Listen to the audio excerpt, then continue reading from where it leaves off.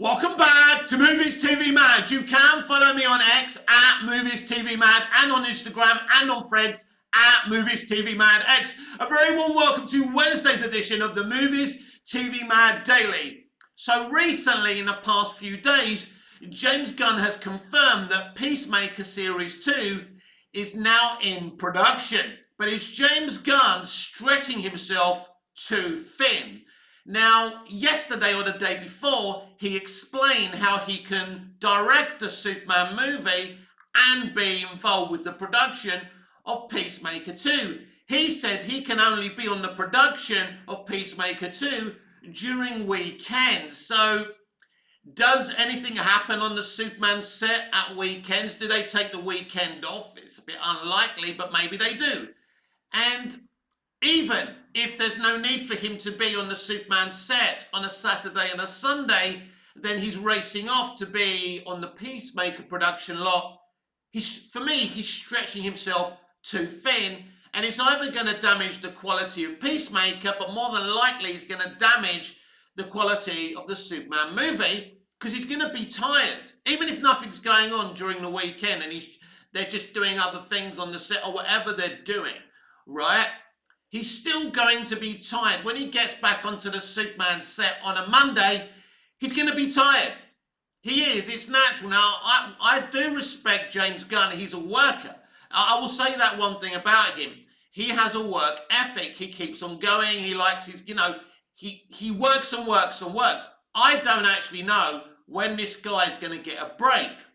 He's directing Superman. He's rushing off to Peacemaker, as he said, during the weekend. He's got other directors directing those episodes. He said he can't direct all the episodes, but I think he's going to direct one or two. Wouldn't surprise me, and I'm not too sure about this, so correct me down in the comments below if I'm wrong. I think he'll do the premiere, the first episode of Series 2, because Peacemaker is an interesting situation. And you have to ask the question, because what he's doing is interesting, because he's got to set it in this brand new DC universe where this is canon to the DCU, but some of the elements of Peacemaker 1 won't be canon to the DCU. I think some elements of Peacemaker 1 will be canon to DC universe. So he's got an interesting balancing act to do there, as he has with Superman, or people are going to be confused about what's DCEU and what's DCU. I think people who are not us, who are not on the internet, who are not plugged in all the time, are going to be confused about that. So there's that. So I think he is going to direct one or two episodes of Peacemaker, but when is he actually going to do this? During the weekend, when he's not directing Superman? In the end, something's got to give. You can't do this. Making television, making a movie, especially one as important and as huge as this Superman movie, is a huge undertaking. And, I'm not saying it's impossible to do both, but I do think it does take a toll on the human body, on the human mind. And I'm a little bit concerned about this. I'm concerned that the quality will go down on the Superman movie. Now, maybe I'm wrong. Maybe James Gunn can do both. Maybe he's done more than one thing at one time before, and he's really pulled it off. But as I said, it's a difficult undertaking. And you have to ask the question, why now? Why does Peacemaker 2 have to go, in production at the same time as Superman? Why is he in a rush to squeeze it in now? We know that Waller will be in production sooner rather than later. These are things he was planning before he got the co-CEO's job at DC Studios. We know there was always going to be a Waller, which is kind of his brainchild, but he won't really be that much involved in it. Peacemaker 2, if it wasn't for Superman, he absolutely would have been involved with. So he wants to keep the projects open that he was going to do before Zaslav came on board, before DC Studios. And you have to ask the question, did we really need a Peacemaker 2? Did we really need a Waller? It's interesting. But let's set that aside. Let's say, James Gunn wants to do these projects. Why shouldn't he? Because he's a co-CEO. He's directing a Superman movie. But there's also another situation. As I say, why now? Why does Peacemaker 2 have to happen now while he's making Superman, which is forcing him to run over to Peacemaker 2 at the weekend? Now, as usual, most people haven't raised an eyebrow about this, but I have. I'm sure if James Gunn heard me saying this, he would deny there is a problem and that he can do it very, very easily. But I know how these things work, and this ain't easy. As I say, maybe he's just a guy who can do more than one thing at the same time. Maybe unlike most of us men, he can multitask better than us, right? But I do think it's an issue, and I think, he is going to be stretching himself far too thin. And as soon as I heard about this, I was actually very, very concerned. So I go back to it. Why does Peacemaker 2 have to happen now during the production of Superman? It doesn't make sense. I'll be honest with you, it doesn't make sense.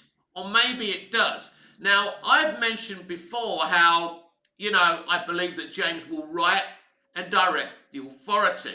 And I think this is why Peacemaker 2 has gone into production now. This is why Peacemaker 2 has to happen now, because he wants to be involved in that production. It's his show. So this is why he wants to be there over the weekend. He wants to oversee it at the same time.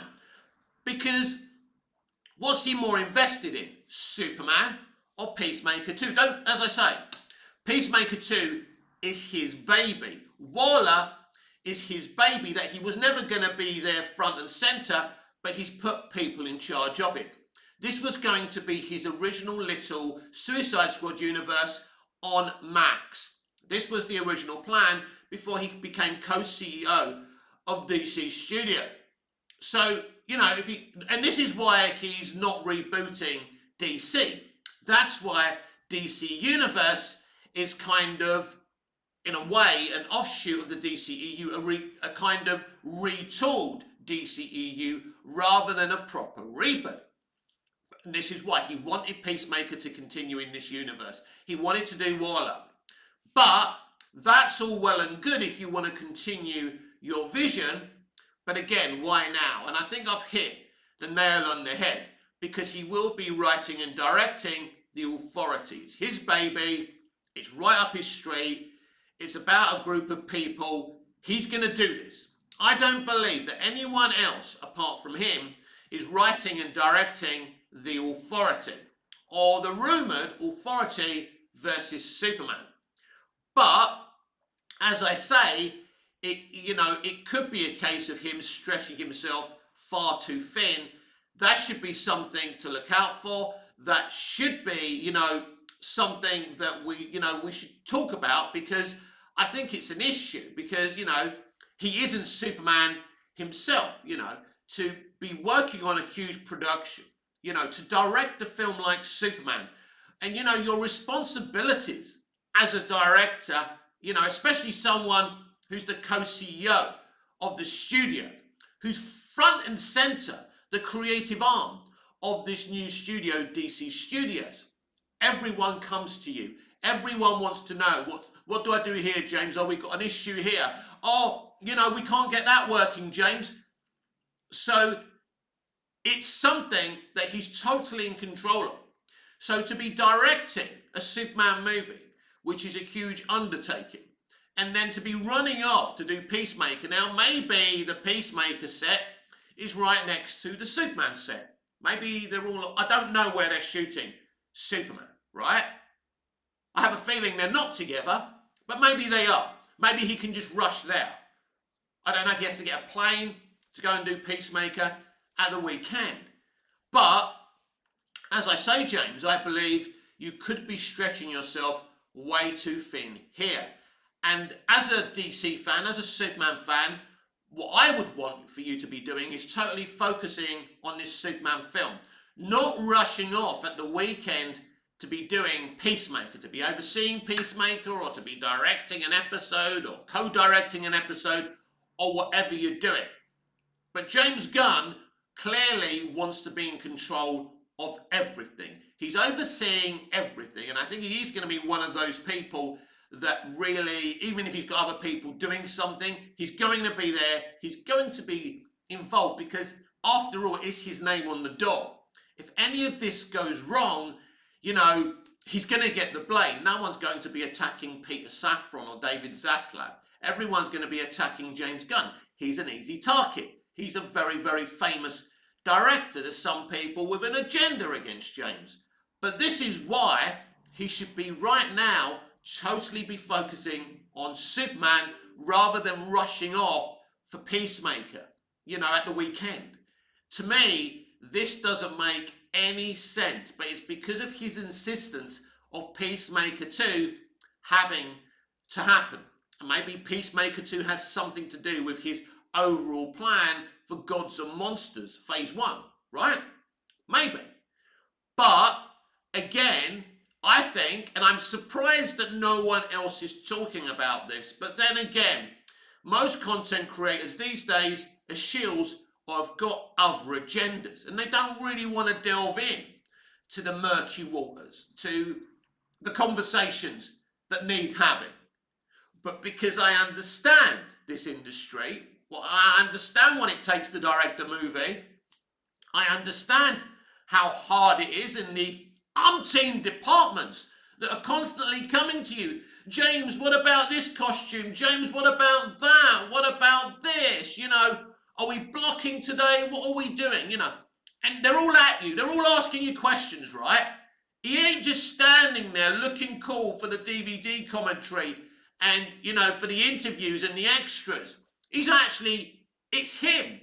He is, his shoulders, because he's the director, because he's the co-CEO of DC Studios, the creative arm of the studios, it's all on him.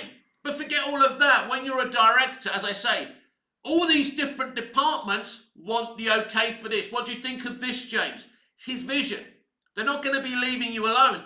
And just because you're running off at the weekend, you know, to go to the Peacemaker 2 production, you're going to be getting calls, right?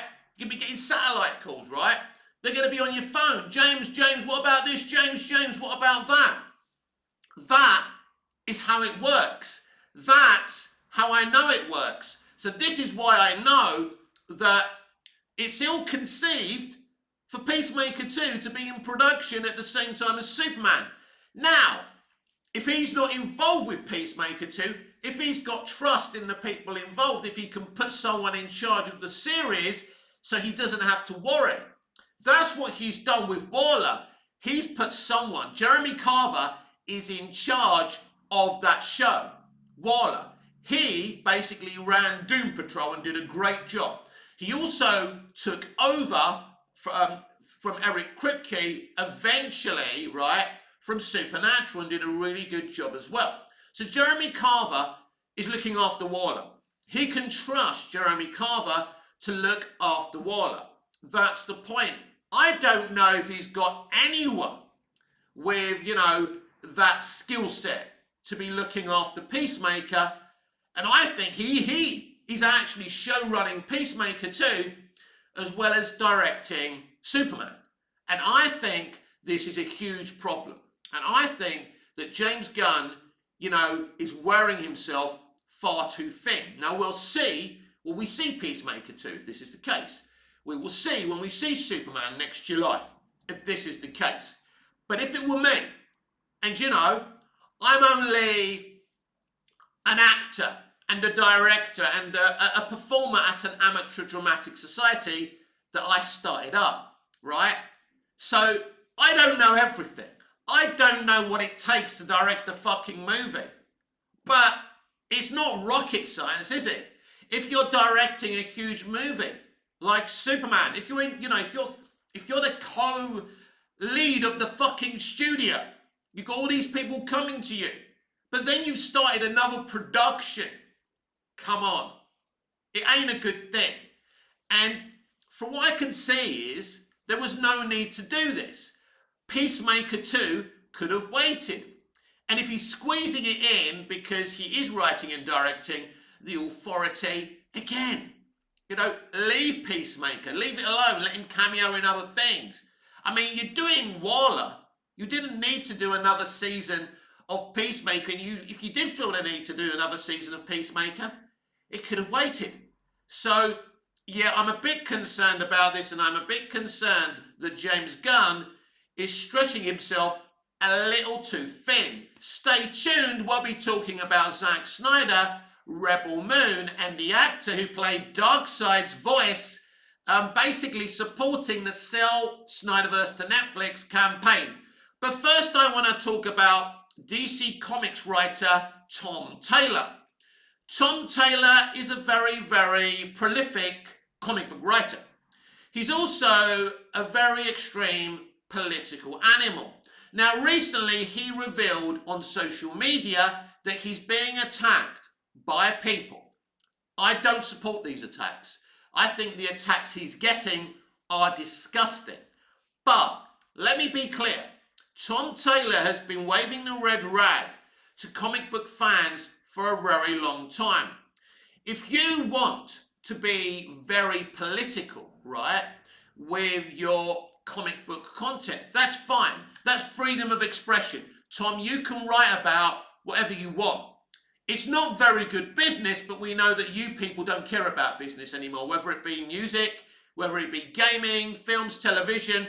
We know you've all become, you've all entered the extremism game and you've left the entertainment industry behind. There's no entertainment anymore. It's all about your extremist politics, right? But what you do, Tom, is you do your stuff, and then you get involved with the people that are speaking against what you're doing on social media. You're waving the red rag constantly. Now, this is how I would do it. I would write my comics, do my movie, perform my performances, right?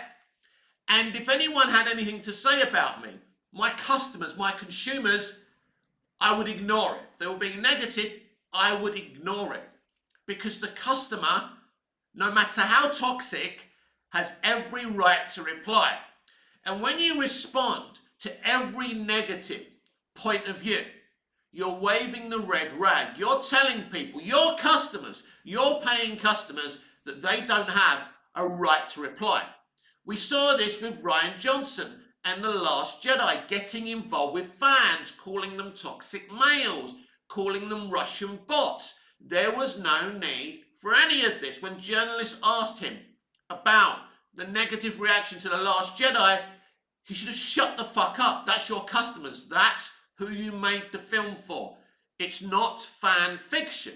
Well, it was made like fan fiction, but it's not fan fiction. So Rian Johnson triggered people, but if he just allowed people a right to reply, people hated Superman 4, The Quest for Peace. No one came out against those fans and said, why are you doing this? George Lucas was shouting and shouting and shouting about the prequels, which I think was outrageous, because I love the prequels, but people paid the money, they had their right to reply. George took about 10, 15 years to respond to the negativity that he got. He was keeping his mouth shut at the time. He gave the fans the right to reply. Now, Tom, I don't agree with people going after you. The stuff I've seen that people are doing against you is absolutely wrong. They are not right to do this. It's not right of a bull to kill the guy waving the red rag. But you see, the bull's so angry when you're waving the red rag, it can't think clearly. And this is what you're doing to your consumer and your customer. In the end, you're waving the red rag, they can't see through the red, right? And they're doing things, absolutely horrible things, despicable things, threats, blah, blah, blah. It's horrible. But if you just allowed people to have a right to reply, and you weren't mocking them, and you weren't defending your position, that is not an artist or performers or whoever is expressing themselves and selling their art to people, right? That's not you've made your statement via your art, via your comic book stories. That's your statement. Now allow the consumer to make their statement.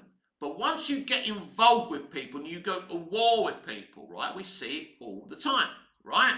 We see many comic book writers do it. And actors and directors and producers. We see it all the time. We saw what happened with Brie Larson as well.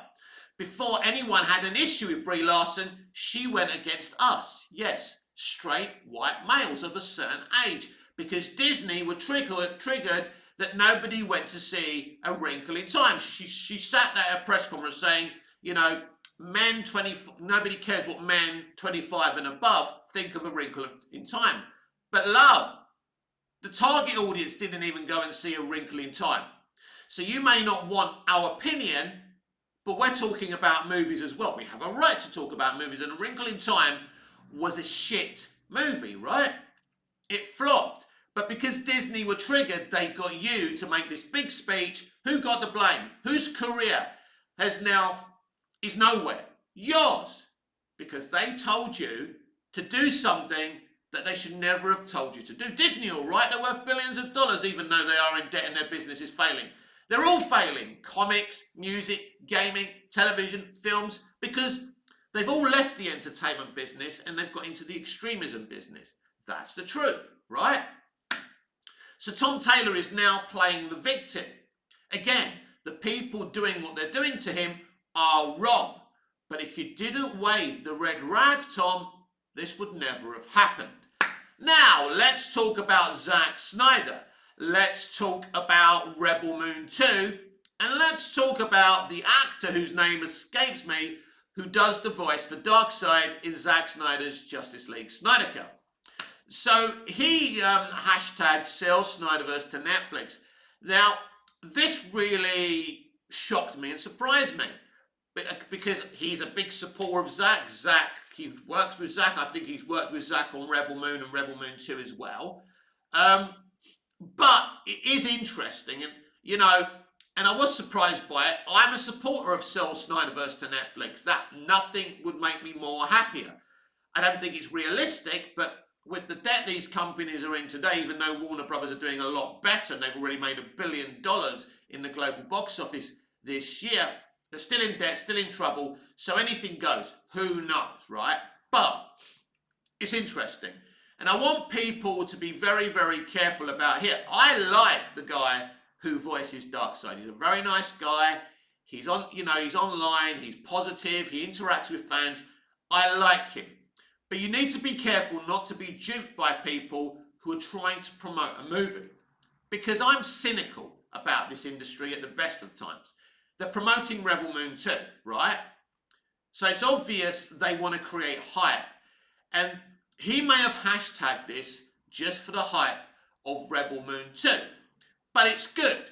It doesn't hurt the actual, fandom trying to sell Snyderverse to Netflix because it creates momentum, it gets it trending, and I don't think this is a bad thing whatsoever. I just think that this could be a thing to help promote and sell Rebel Moon 2. So what about Rebel Moon 2? It premieres on Netflix at the end of this week. I think it's Friday if I'm correct.